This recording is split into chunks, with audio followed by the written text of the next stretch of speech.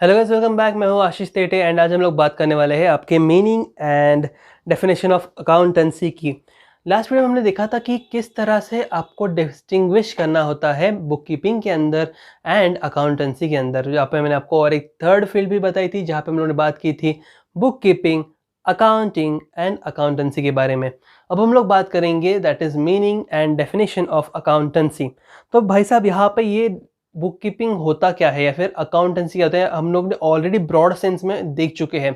और मैं आपको गारंटी देता हूँ कि अभी जो मैं पढ़ने वाला हूँ ना, आपको तुरंत रिकॉल हो जाएगा, क्योंकि हमने लास्ट वीडियो के अंदर इसके बारे में ऑलरेडी बहुत सारा डिस्कशन किया था।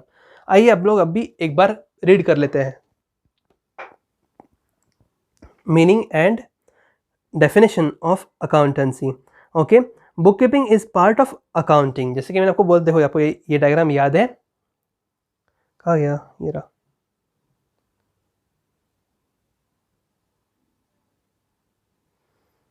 ओके, ये वाला डायग्राम आपको याद है? Book keeping is a part of accounting. It is the primary stage in accounting. हमने डिस्टिंग्विश के अंदर देखा था वो प्राइमरी स्टेज को बिलोंग करता है एंड सेकेंडरी जो होती है, सेकेंडरी प्लस प्राइमरी कौन सी होती है? तो accountancy. It is the process of recording transactions in the books of accounts and accounting is a part of accountancy. जैसे कि हम लोगों ने यहाँ पे देखा था, accounting is a part of accountancy, right? Accountancy is the practice of recording, classifying, reporting of business transactions of a business. Accounting principles are the basic norms and assumptions developed and established as the basis of accounting system. Accounting principles very important guys, इसको आप एक बार underline करके रख लीजिएगा। Sir, ये accounting principles क्या होते हैं? जैसे कि हम लोग अभी कुछ टर्म्स देखने वाले हैं, हम लोग कुछ देखने वाले कि भाई साहब ये अकाउंट्स के अंदर ये एक साइड पे ये एक चीज़ दिखाई देती है, दूसरी साइड पे दूसरी चीज़ दिखाई देती है। सर, पर सर ये राइट साइड में क्यों होता है, ये लेफ्ट साइड में क्यों होता है, इसके अंदर हम लोग इसको यही क्यों बोलते हैं, इसका ऐसा ही क्यों प्रैक्टिस होता है? तो भाई साहब यहाँ पे जो है ये इस तरह से बनाया गया है, तो ये उसके प्रिंसिपल्स है, ये उसका फॉर्मेट है, ये उस तरह से हमें बताया गया है कि हम लोग को इसे इसी तरीके से करना पड़ता है। आपको शायद ये अभी इस मोमेंट पे क्लिक नहीं हो रहा होगा, लेकिन मैं आपको बता दूं कि ये जो है, ये जो कंसेप्ट मैं आपको बताने वाला हूँ, ये सारे के सारे प्रिंसिपल्स है। यानी कि उन्होंने ऑलरेडी कुछ रूल्स सेट करे, उन्होंने कुछ रेगुलेशन सेट करे, जिसको हम लोग फॉलो करके यहाँ पे अकाउंटिंग करते हैं। और इसी की वजह से यहाँ पे क्या होता है सर, तो यहाँ पे आपको एक यूनिफॉर्मिटी दिखाई देती है। यानी कि अगर आपने अकाउंट्स बनाए, मैंने अकाउंट्स बनाए, अमोल सर ने अकाउंट्स बनाए, या चाहे किसी ने भी बनाए, तो भी सबने बनाए हुए अकाउंट्स आपको सिमिलर दिखाई देंगे, यूनिफॉर्म दिखाई देंगे। क्यों? क्योंकि सब लोग क्या कर रहे हैं सर, सब लोग यूनिफॉर्म रूल्स को फॉलो कर रहे हैं, सब लोग यूनिफॉर्म प्रिंसिपल्स को फॉलो कर रहे हैं, and that is why they are very important. समझ रहे हो? These principles are adopted by the accounts universally। जैसे मैंने आपको अभी बताया कि ये यूनिवर्सली फॉलो किए जाते हैं, and that is why the uniformity is seen in the books of accounts. Definitions की बात करें तो accountancy refers to the entire body of the theory process of accounting by Kohler. Kohler क्या कहते हैं कि अकाउंटेंसी जो है वो एंटायर बॉडी है of all the theories, but obvious है accountancy is the largest circle that we see. उसके अंदर आता है अकाउंटिंग, उसके अंदर आता है बुक कीपिंग। तो ये तो जाहिर सी बात है कि accountancy includes all the theories of accounting. तो ये डेफिनेशन बिल्कुल सही है और इन्होंने यहाँ पे बहुत ही सही तरीके से बताया हुआ है, एंड ईजी भी है आपको याद रखने के लिए। तो शायद से अगर आप को डेफिनेशन पूछा जाए और अगर आपको आंसर लिखने की बात आए तो आप ये ज़रूर लिखोगे, मुझे पता है। ओके, बिकॉज हम लोग ऑलवेज शॉर्ट डेफिनेशन चूज़ करते हैं, सिंपल वर्ड्स को चूज़ करते हैं, एंड ऐसे व्यक्ति को चूज़ करते हैं जिसका नाम भी सिंपल होगा। जैसे कि जे आर बाटली बॉय के हम लोगों ने डेफिनेशन देखे थे, तो वो भी काफ़ी सिंपल नाम थे उनका और डेफिनेशन भी काफ़ी सिंपल थे। ओके, तो प्रोफेसर रॉबर्ट एन एंथनी क्या कहते हैं, ज़रा सुनते हैं। Has defined accounting as nearly every business enterprise has an accounting system. But obviously बात है, हर एक बिजनेस को अकाउंटिंग सिस्टम मतलब होना बहुत ही ज़रूरी होता है। अगर दोस्तों आपका कोई शॉप है, अगर आपका कोई बिजनेस है, तो आपको पता होगा कि आप लोग भी अकाउंटिंग करते हो, चाहे वो प्रॉपर अकाउंटिंग ना हो, आपका स्मॉल बिजनेस हो, आप स्मॉल स्केल पे करते हो, पर हाँ आप वहाँ पे अकाउंटिंग तो करते हो, आप लिख के रखते हो कि आपने कितने गुड्स मंगाए, कितने गुड्स गए, सर गुड्स क्या होता है? गुड्स क्या होता है? गुड्स एक ऐसी चीज़ होती है दोस्तों जिसके अंदर आप डील करते हो। याद है मैंने आपको बोला था, वो एक मोबाइल वाला एग्जांपल था मेरे और मेरे भाई के अंदर का, कि जिस तरह से हम लोगों ने मोबाइल्स को ट्रेड करा। अब जिस भी चीज़ में ट्रेड मेरा अगर यहाँ पे ग्रोसरी शॉप है तो मेरे लिए ग्रोसरी आइटम्स गुड्स है। मेरा शूज़ का शॉप है, शूज़ गुड्स है। मेरा फर्नीचर का शॉप है, फर्नीचर गुड्स है। जो भी जिस भी चीज़ में आप ट्रेड करते हो दैट इज़ गुड्स। ओके, तो उन्होंने क्या कहा है, nearly every business enterprise has an accounting system. It means of collecting, summarising, analysing and reporting in monetary terms information about the business transactions. जो भी चीज़ आप रिकॉर्ड करते हो वो मॉनेटरी टर्म्स में आप रिकॉर्ड करते हो एंड उसका आप वहाँ पे पूरा रिकॉर्ड रखते हो। इस तरह से इन्होंने यहाँ पे इनके डेफिनेशन के अंदर बताया है। अब बात करेंगे सबसे इंपॉर्टेंट चीज़ की, यहाँ पे सर आप कौन से मेथड से बुक्स मेंटेन करते हो। यहाँ पे 3 मेथड्स होती है, देखो। बेसिस ऑफ मेथड, बेसिस यानी कि methods of accounting system. Basis of accounting, there are mainly 3 basis और 3 methods of accounting in common usage, namely cash basis, accrual basis और मर्केंटाइल बेसिस, मिक्स्ड बेसिस और hybrid basis. Okay, यानी कि आपके पास 3 methods है, आप 3 में से कोई भी एक चूज कर सकते हो एंड उसके ऊपर से आप बुक्स मेंटेन कर सकते हो। लेकिन दुनिया के अंदर जितने भी अकाउंटेंट्स है वो अकाउंटेंट्स इसमें से सिर्फ एक ही ऐसी मेथड है जिसको ज़्यादा प्राधान्य देते हैं, जिसको ज़्यादा इंपॉर्टेंस देते हैं, जहाँ से वो लोग चूज़ करते हैं कि हाँ हम लोग को इसी मेथड को फॉलो करना चाहिए। एंड वो मेथड काफ़ी ज़्यादा मतलब साइंटिफिक है एंड काफ़ी ज़्यादा परफेक्ट है in terms of accounting. Because क्या होता है, इन दोनों में से अगर एक मेथड चूज़ करो तो उस एक मेथड के हिसाब से आप कुछ चीज़ें रिकॉर्ड करना रह जाती है, तो वो चीज़ों को आप कहाँ पे दिखाओगे और आपका प्रॉफिट तो गलत आ सकता है उसके हिसाब से। इसी की वजह से हम लोग यहाँ पे क्या करते हैं, वो एक मेथड को, कौन से मेथड सर देखेंगे, मैं आपको अभी नहीं बताऊंगा, पर अब रुको, वेट करो। सबसे पहले बात करते हैं कैश बेसिस की। सर कैश बेसिस सुनने से ही पता चलता है कि भाई साहब कैश का जहाँ पे रेलेवेंस आएगा हम उसको रिकॉर्ड करेंगे। मतलब चलो एग्जांपल लेते हैं, आपका शॉप है, मैं आपके पास आया और मैंने आपसे कुछ गुड्स परचेस किया। फॉर एग्जांपल हमारा तो ग्रोसरी का बिजनेस हो गया, हमारा बेकरी का बिजनेस हो गया, हमारा शॉप शूज़ का बिजनेस हो गया। आज हम लोग बिजनेस करते हैं मोबाइल्स का। आपका मोबाइल का शॉप है, मुझे मोबाइल खरीदना है, मैं आपके पास आ गया मोबाइल खरीदने के लिए। मैंने आपसे मोबाइल खरीदा और आपको बोला कि भाई साहब बोलिए कितना हुआ इसका पैसा। आपने बोला सर इसके 20,000 रुपये होते हैं, ये मोबाइल आपको बहुत ही सस्ते दाम में हमारे शॉप में मिल रहा है और ये इतना सस्ता आपको कहीं पर भी नहीं मिलेगा, आपको सिर्फ और सिर्फ हमारे शॉप के अंदर ही मिलेगा। तो मैंने कहा भाई तू अपना स्टूडेंट है, तो अपना भाई है, तो तेरे लिए से तेरे से तो मैं ले ही सकता हूँ। एंड अगर कोई गर्ल मेरा ये वीडियो देख रही है तो भाई तू अपनी स्टूडेंट है, तो मेरी छोटी बहन जैसी, तो मैं तेरे से ये गुड्स तो ले ही सकता हूँ, तेरा प्रॉफिट होगा, तेरा बिजनेस चलेगा। तो कोई बात नहीं यार, 2-5 पैसे ज़्यादा भी गए तो अपने घर के अंदर जा रहे हैं, नो इश्यूज़। तो इसीलिए मैंने आपसे क्या किया, मैंने आपसे वो परचेस कर लिया। अब जब मैंने आपसे ये चीज़ परचेस करी है तो मैंने आपसे जब परचेस करी तो 20,000 के लिए मैंने आपसे परचेस करी, मैंने आपको कैश दिया। मैंने आपको क्या दिया, कैश दिया। तो जब मैं यहाँ पे कैश देके जाता हूँ तो आप इसको रिकॉर्ड करोगे, अगर आप कैश बेसिस पे आप बुक्स मेंटेन कर रहे हो। लेकिन सपोज यहाँ पे अगर ऐसा होता, मैं बोलता कि अरे मैं ना एक्चुअली वो कोरोना के चलते मैं कैश नहीं लाया, ऑनलाइन पेमेंट का सुविधा है क्या आपके पास? आपने कहा अरे नहीं सर, अभी भी बिजनेस स्टार्ट किया है तो मैंने बैंक के पास अप्लाई तो किया है पर मेरे पास वो स्वाइप वाला मशीन आया नहीं है एंड गूगल पे अकाउंट का वो प्रॉब्लम आ रहा है सर्वर का। तो मैंने कहा भाई साहब अब मैं आपको पेमेंट कैसे करूंगा, ऑनलाइन पेमेंट अवेलेबल है नहीं, गूगल पे चल नहीं रहा है, आपके पास स्वाइप मशीन नहीं है, मैं कैश नहीं लाया, तो अब पेमेंट कैसे करूं? तो मैं तो बहुत निराश हो गया, मैं चलने लगा, मैंने बोला अरे अब तो नहीं मिलेगा मोबाइल। आपने बोला अरे सर क्या बात करते हो, आप सर हो हमारे, आपके लिए हम इतना भी नहीं कर सकते। तो आपने क्या किया, आपने मेरे लिए वहाँ पे गुड्स जो है आपने ऐसे बोला पैसे बाद में दे देना सर। ओके, मैंने बोला नहीं नहीं यार ऐसे नहीं करते, तू पैसे रख ले, मैं चाहे तो कल आके लेके जाऊँगा। बोले नहीं सर आप ऐसा नहीं करोगे, आपको तो गुड्स लेके ही जाने पड़ेंगे, गुड्स नहीं मोबाइल लेके जाना पड़ेगा आपको। आप लेना चाहते थे, चलिए ना कोई बात नहीं, आप बाद में दे देना पैसा, कोई इश्यू नहीं है। तो यहाँ पे आपने क्या किया, मुझे वो गुड्स क्रेडिट पे दिए, उधार पे दिया।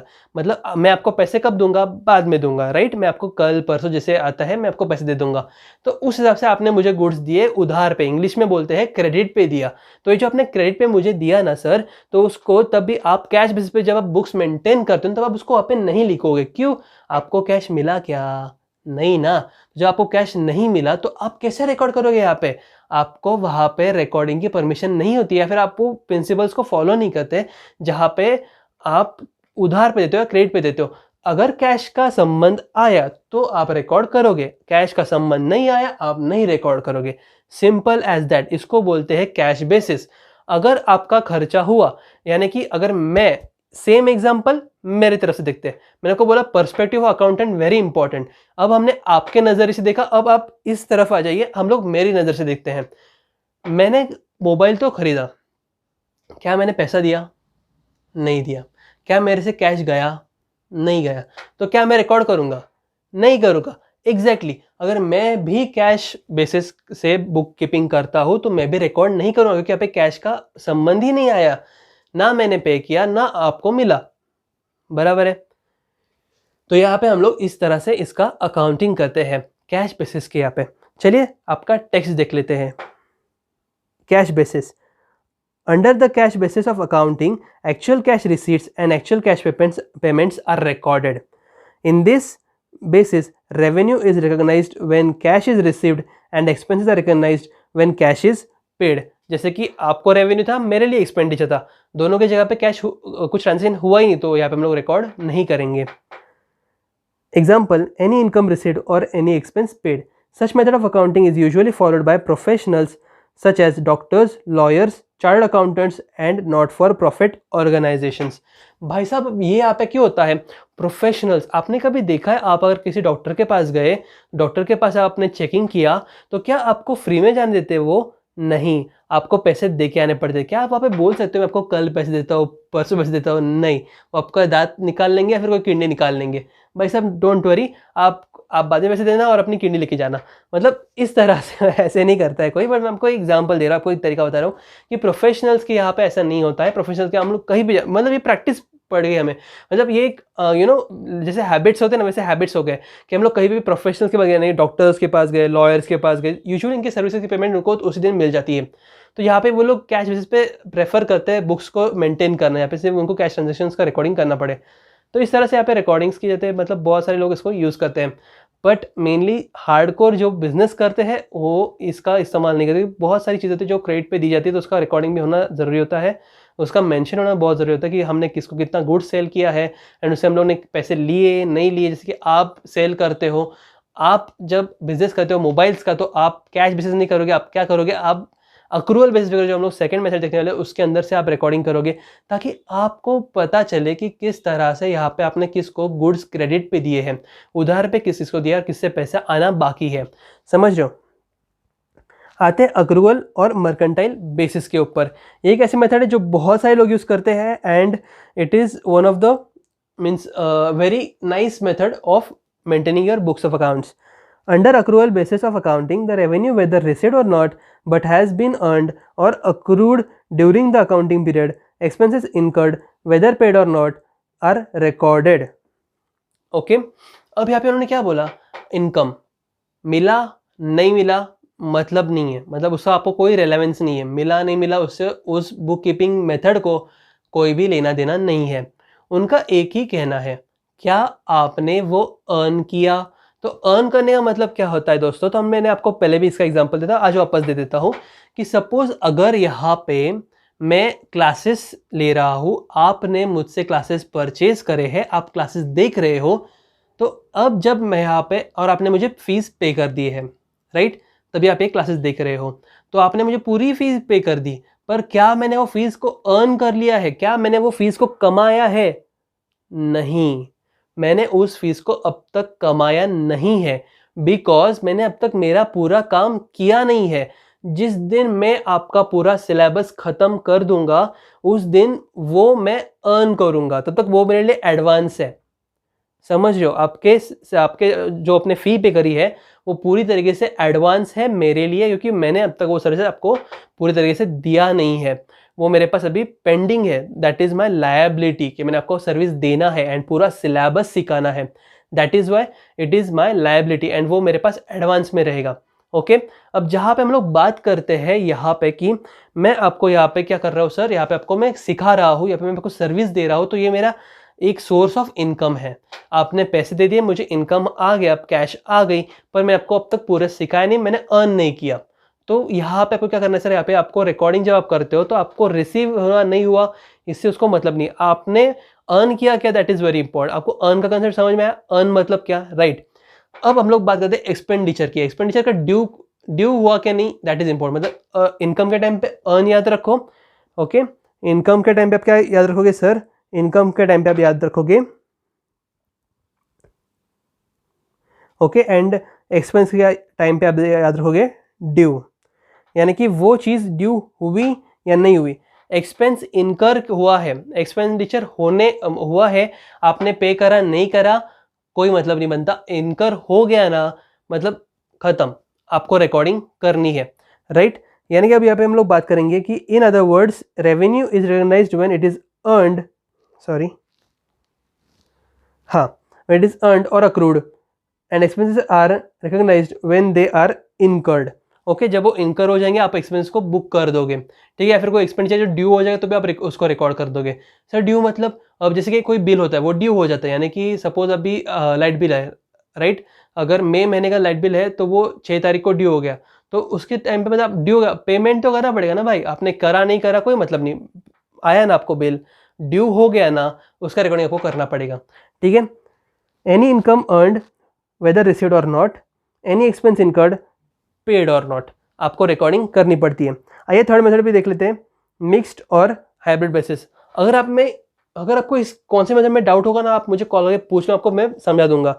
एंड जहाँ तक बात है इन सब मेथड्स की, इन सब टर्म्स की, जब हम लोग बुक्स रिकॉर्डिंग स्टार्ट करेंगे, जब हम लोग अकाउंटिंग स्टार्ट करेंगे, जब हम लोग प्रैक्टिकल सम स्टार्ट करेंगे, तब जाके आपको इसका असली मतलब समझेगा और इसका असली उसमें अंदर क्या इंपॉर्टेंस है, क्या मायने रखता है, ये सब चीज़ें आपको तब समझ में आएगी। अभी तो आपके लिए सब नया है एंड इसका आपको कोई रेलेवेंस ही नहीं बनता, बट ये समझना यहाँ पे ज़रूरी है, इसलिए मैं आपको यहाँ पे इतना टाइम लेके समझा रहा हूँ कि बिकॉज मेरा ऐसा मानना है कि आपका बेस जो है ना वो एकदम परफेक्ट बनना चाहिए। बेस परफेक्ट बन गया ना भाई साहब, तो इमारत तो हम चाहे उतनी ऊंची बना लेंगे, बुर्ज खलीफा से भी ऊंचा आपका करियर होगा।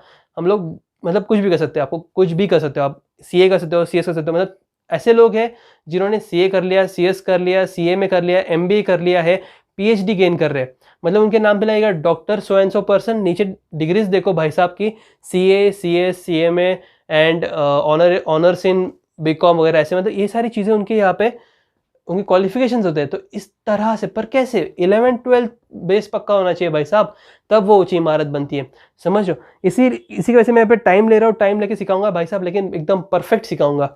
ओके, मिक्स और hybrid basis, it is a combination of cash and accrual basis of accounting.